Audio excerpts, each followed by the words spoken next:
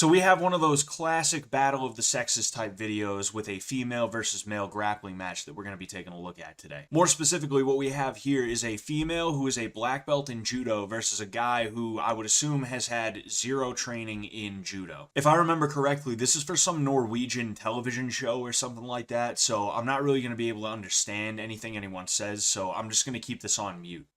Alright, and here we go. Alright, so the dude doesn't know what to do with his hands. You can tell he's kind of uncomfortable with it. He grabs both lapels, and there's a suicide throw immediately. Okay. He is now in the guard, and he's still got his hands on the lapel. It's kind of a dangerous situation for him to be in, and that's why he's got an armbar right now. So what he's got to do is he's got to let go, and he's got to try and pull his elbow out from where it is. But he seems to be holding on. And there is the tap. He basically gave that to her because he didn't really know what to do. And again, I said he doesn't know what to do with his hands. He's kind of got him down by his sides, and when he ended up making the grips, he really was married to having the grips up here on her gi. Alright, so she makes the grips this time. He ends up trying to make those two lapel grips again, and he went for this weird kind of throw trip thing, and she ends up just hopping to the mount, and she now has another armbar right now. He, again, doesn't really quite know what to do with it. He needs to let go. And there is the tap again. So they're just taking it right from there. He ends up rolling into a guard, and she didn't even have to really sweep. He just kind of fell over because he didn't know what to do with his own weight. And there is another armbar because he just will not let go of those lapel grips. Lapel grips are not bad. Having two of them is not really a thing that you want, but lapel grips are not bad on their own. The issue is that you need to know when to make them. He would be better off going lapel, right? Grabbing the lapel and then also the sleeve or the elbow or anything like that. And when he ends up in the guard, he needs to let go of those, especially when he ends up in the mount. So he's going for those double lapel grips again. And it looks like he's trying to set up that weird quasi throw that he was going for a second ago. It's a very new guy-ish thing to kind of try and get someone to run over your leg like that. And he ends up going for it again. She just jumps the mount again. So right now she's kind of airplane down on top of him, but she's posturing up, and he's still got the lapel grip, which is why she ended up getting that armbar again. It is not a mistake. It is not an accident or a coincidence that every time he's been tapped out, it's been because of an armbar. It's because he refuses to let go of the lapel grips. What he needs to do is, instead of being here, right, trying to hold on to the grips, he needs to be in here when he's in the mount. Lapel grips again. He's just not learning the lesson. So he ends up trying to break the grips, which I don't even necessarily think is a bad thing. And there's a drop seonagi, but oh man, that's interesting. He ended up in a back take position, and now she ended up rolling over, and he has a back mount. And there's a break in the action. I'm not exactly sure why the break in the action was there, but considering this is judo, I'm going to assume that it might potentially have something to do with the way the judo rule set is, which is one of the reasons why I'm not the biggest fan of judo. I think it's interesting. I'm not saying I wouldn't do it. It's just that when it comes to judo as a grappling art, that's kind of one of the issues that you have with it, is that if there is what is perceived to be a stalemate, they just kind of break. They just kind of break the action. They stand them back up, or they just there's a break in the action, and then all of a sudden you're in a weird position where even though somebody ended up on top, they now have to get up, or they have to give up the position in some way, shape, or form. I'm not a big fan of that. In addition to that, I'm not a big fan of how an ippon is the end of a match, even though you'll have these situations where someone technically is thrown and an ippon is awarded, but they ended up rolling through and now they're on top or something like that, right? And in fact, I think the first video on my channel was about why you don't see judo in MMA that much. And I do, like I said, I do like judo. I'm not trying to down talk it or anything like that. It's just that judo is a very specific thing, and because judo wants to be its own thing, you don't see a lot of judo people crossing over into the MMA world. I know there are judo guys in the MMA world, and girls for that matter. Ronda Rousey was on the top of the world at one point. She was a judoka, but you don't tend to see nearly as many of them in MMA as you do, say, wrestlers or Brazilian Jiu-Jitsu practitioners. But they end up talking for a little bit. They take a bit of a break. The guy ends up being very out of breath. I, again, cannot tell you what they're saying. I have no clue. But they do end up going for another round. So we're going to check that out now. All right, so here we are for round 2. They are starting a lot further away this time. I'm not sure why, but they're here they are. All right, so let's see if the guy has learned his lesson about the double lapels thing. All right, so he's still kind of doing the new guy shuffle. You can tell he doesn't really know what to do at all. He's kind of apprehensive at this point, which, it's understandable. He's been submitted like 5 times.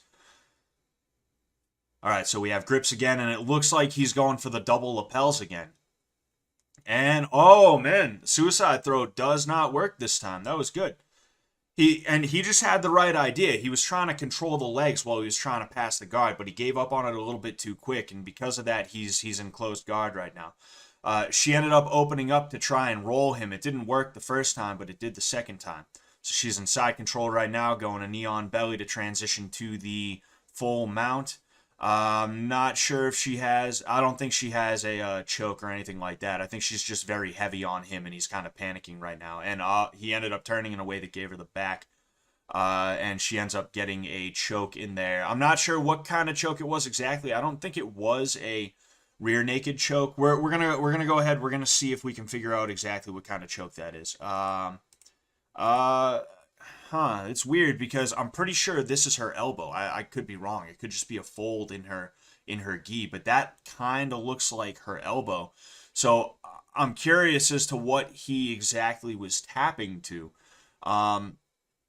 It was kind of a weird position where she was starting to lose the back take. I don't know. Maybe she just had a lapel or something like that. Maybe she had her own sleeve. Maybe he was just honestly panicking and he didn't quite know what was going on, and because of that, he just was like, all right, whatever, tap, tap, tap. But we're gonna double check just to see exactly what was going on, to see if we can find anything. All right, so he ends up turning to his side and, yeah, I'm not quite sure what that was. If anybody knows what that was, feel free to tell me in the comments section. I know a bunch of different things you can do from that position, but what she was doing didn't really look like anything familiar to me. I'm going to be honest with you. I feel like he might have just tapped to the position or tapped because of fatigue or something like that. I mean, look at how tired this poor guy is. All right, here we go. And, oh, there it is. Double lapels. Our boy. And he's going for that. Oh, wow, okay. I think she got caught off guard for a second because that little thing he was trying the whole time ended up almost working. He goes for his own suicide throw. It fails. She ends up basically in a north-south position.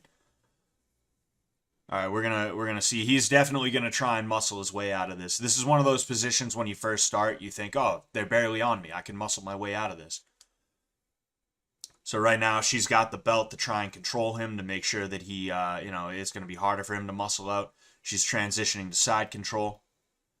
Knee on belly, mount, but oh, he goes out the back door. Okay, all right, and he should have just tried to get up right away. He ended up in.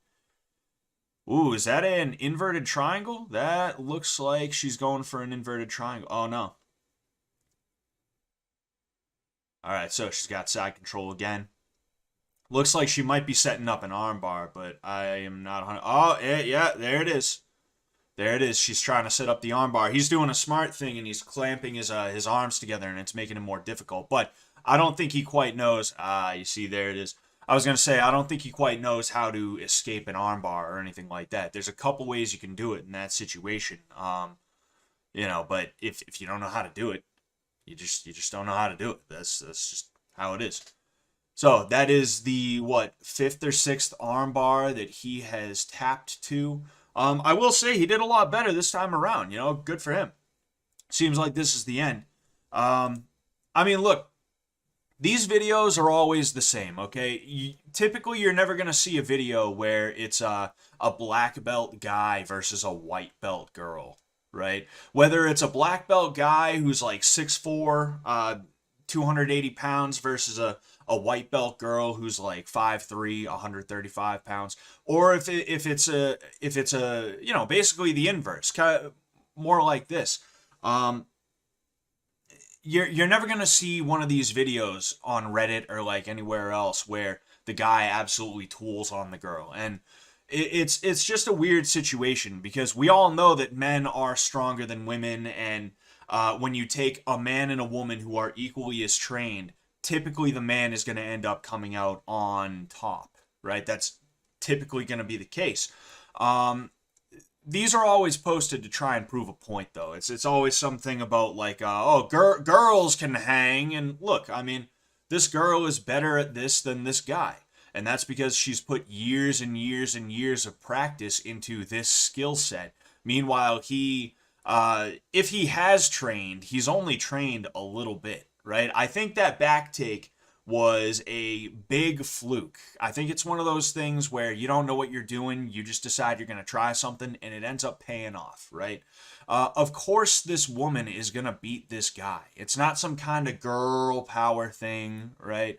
It's not some kind of big moment where something is proven or something like that. It would look extremely bad on this woman if she was not able to do everything she did to this guy, right? And it even almost kind of looks a little bit strange. I won't say bad, but it looks a little bit strange that he was able to get that back take, that he was able to end up in some of the situations he was able to end up in. Now, you could chalk this up to her knowing that he's not really that much of a threat, and because she took him so lightly, he was able to kind of sort of, have his way every now and again, just a little bit, especially with that throw that he almost ended up getting. That was kind of funny to see. You could definitely tell she was kind of having a good time, and then all of a sudden she was like, "Oh, I got a post," right? Dang, he almost got me. Really, at the end of the day, all this proves is that if you put 10 or more years into a fighting art, you're going to be able to beat up people who have put 0 years into a fighting art. Overall, though, it was an interesting video. I did like it, and I will be reviewing more of these in the future, so stay tuned for that. That's all I have for you today, though. If you like this video, leave a like and also sub for more. If you have any comments, feel free to leave them down below. And if you have any questions for me, feel free to hit me up on Instagram, @ScottSullivanMMA. I like to make question and answer videos for people who ask me questions. Other than that, thank you very much for watching, and until next time, good luck out there.